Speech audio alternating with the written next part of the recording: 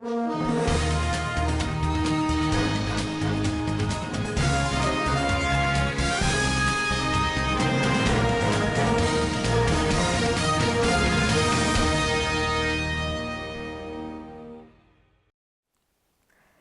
여러분 안녕하십니까? 지방자치 1번지입니다. 선물가액의 상한액을 농수산물에 한해 5만 원에서 10만 원으로 올리는 등 김영란법 시행령이 개정됐는데요. 농축수산물 중에서도 품목에 따라 희비가 엇갈리고 있습니다. 김경모 기자입니다. 김영란법으로 많이 알려진 부정청탁금지법 시행령 개정으로 농축수산물의 선물 상한액이 10만 원으로 조정되면서 품목에 따라 희비가 엇갈리고 있습니다. 청탁금지법 발효로 인해 지난 1년간 가장 직접적이고 큰 타격을 입은 농산물 업계 종사자들은 전반적으로 이번 개정을 반기는 분위기입니다. 귤과 사과 등 과일을 판매하는 A씨는 시행령이 개정되면 최상 세트를 구성할 수 있을 것 같다며 다가올 설 대목에 대한 기대감을 표출했습니다. 축산업계의 반응은 다소 엇갈렸습니다. 시행령 개정이 되면 그래도 숨통은 트이는 것 아니냐는 반응과 가액 조정 효과는 미미할 것이라는 예측이 뒤섞였습니다. 아무래도 10만 원 정도면 약간 구색을 갖출 수 있는데 5만 원이면 소고기 자체가 비싸기 때문에 어떤 볼품이 없었는데 지금은 이제 괜찮습니다. 10만 원 정도면은. 화훼업계 역시 김영란법으로 인한 타격이 업계 전반에 미쳤다며 개인 간의 작은 선물을 주고받는 것까지 규제하는 것은 안 된다고 목소리를 높였습니다. 매출 부분에서는 한 30에서 한 40% 정도 감소가 됐다는 것을 먼저 말씀드리고, 선물 자체를 규제한다는 자체는 조금 잘못된 부분이 있지 않나 생각은 드는데, 한편 국민권익위원회는 전 국민이 부정청탁금지법의 정착에 동참해 줄 것을 호소했습니다. 개정된 시행령은 국무회의에서 의결되면 내년 1월 중 시행될 것으로 예상됩니다. Kren 김경모입니다. 대전광역시가 여성의 경제활동 참여폭을 넓히고 일하기 좋은 환경을 조성을 위해 나섰습니다. 지난 13일 여성 친화 기업에 선정된 15개 기업과 인증 협약을 체결했는데요. 이로 인해 여성의 사회 참여가 확대될 것으로 전망됩니다. 이번에 선정된 기업은 코레일 네트워크스와 금성 노인요양원 등 신규 인증 10개, 재인증 5개 기업입니다. 이들 기업은 여성 전용 휴게실 설치 및 수유용품 구비 등 여성 친화적 조직 문화 조성을 위해 노력하고 있습니다.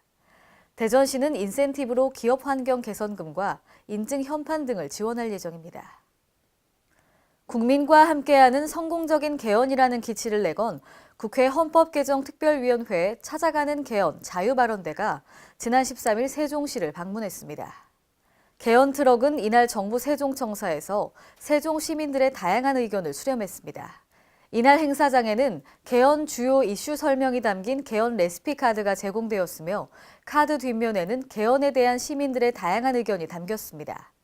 이날 현장을 찾은 이춘희 세종시장은 세종시가 지방자치를 선도하는 모범도시가 될 수 있도록 기대한다고 말했습니다.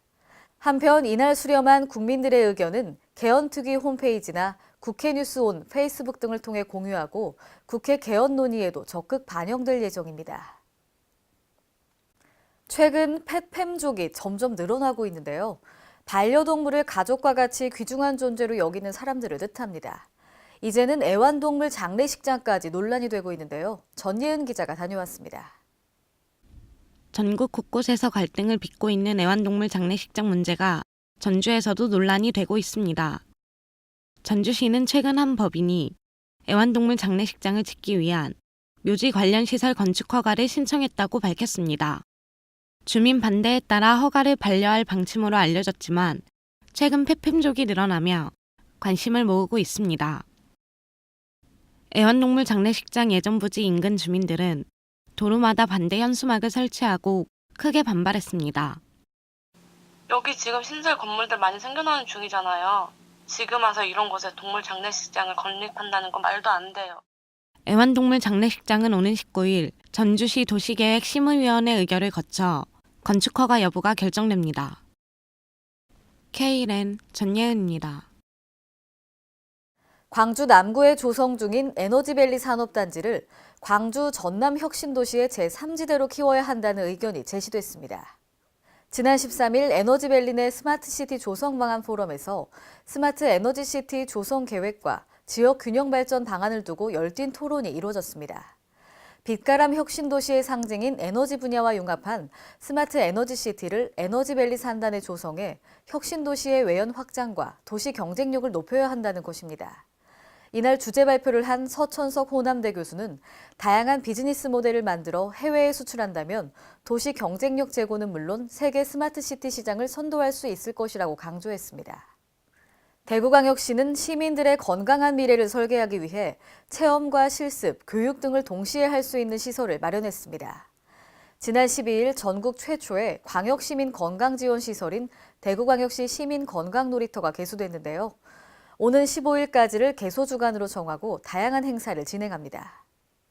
시민건강놀이터는 중구 달성로에 위치해 있으며 전 연령층을 대상으로 하지만 IT 기술을 기반으로 중장년층의 건강을 집중 관리합니다.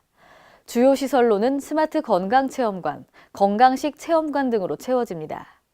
또 전국 최초의 만성질환 콜센터도 운영하고 만성질환 상담 전문 인력도 양성할 예정입니다. 오늘의 간추린 뉴스입니다. 지난 13일 각계 인사들이 참석한 가운데 2017 인터넷 신문인의 밤 행사가 개최됐습니다. 이날 인신협이 선정한 각 부문 올해의 인물상과 인터넷 신문 발전에 기여한 공로상 전체 10명에게 시상이 이뤄졌는데요. 올해의 인물상은 정치부문 정세균 국회의장과 공공부문 한승희 국세청장 등 모두 5명이 선정됐습니다. 공로상은 국회 교육문화체육관광위원회 유성엽 위원장, 국회 과학기술정보방송통신위원회 신상진 위원장 등 총 5명이 수상했습니다.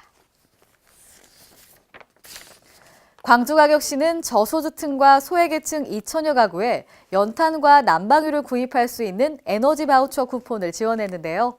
에너지 바우처는 연탄과 등유를 사용하는 에너지 취약계층에 난방 연료를 지원하는 사업으로 더불어 사는 에너지 복지 시책의 일환입니다. 이에 따라 광주시는 가구당 140장을 구입할 수 있는 연탄 바우처 쿠폰, 독거노인과 장애인 중 대상 가구당 등유 110리터를 구입할 수 있는 난방유 바우처 쿠폰을 지원합니다. 전북 고창군은 행정 주요 소식을 군민들과 소통하기 위해 고창군 스마트 알림이 앱을 개발했습니다. 고창군 스마트 알림이로 고창 군민들은 언제 어디서나 주요 행정 소식을 스마트폰 실시간 알림 서비스로 받을 수 있게 됐는데요.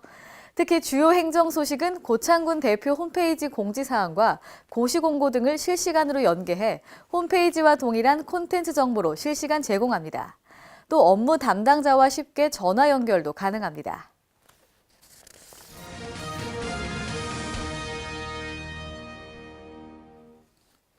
오늘의 단신입니다. 행정안전부는 2017년 전국 시도 및 시군구별 7개 분야 지역 안전지수를 공개했습니다. 안전사고 사망자 및 사고 건수가 전반적으로 감소하고 있는 것으로 나타났고요. 화재와 교통사고, 자살, 법정 감염병 분야 사망자 수를 합치면 전년 대비 812명 감소했습니다. 발생 건수를 위해 지표로 하는 화재와 범죄, 생활안전 분야 사고 발생 건수는 전년 대비 42,447건 감소했습니다. 행안부는 2018년 소방안전 교부세의 5%를 이번에 공개하는 지역 안전지수와 연계해 교부할 예정입니다. 올겨울 들어 한파가 일찍 찾아오면서 저체온증이나 동상과 같은 한랭 질환자가 잇따라 발생하고 있죠. 보건복지부가 이에 대한 예방법 및 응급처치 방법을 안내했습니다. 즉각적인 조치가 이루어지지 않으면 의식 손상 및 사망에까지 이를 수 있어 증상에 대한 정확한 이해와 예방을 위한 자기관리가 무엇보다 중요한데요. 겨울철 일상생활에서 저체온증과 동상 예방을 위해 염두에 둘 것은 방한과 체온 유지입니다.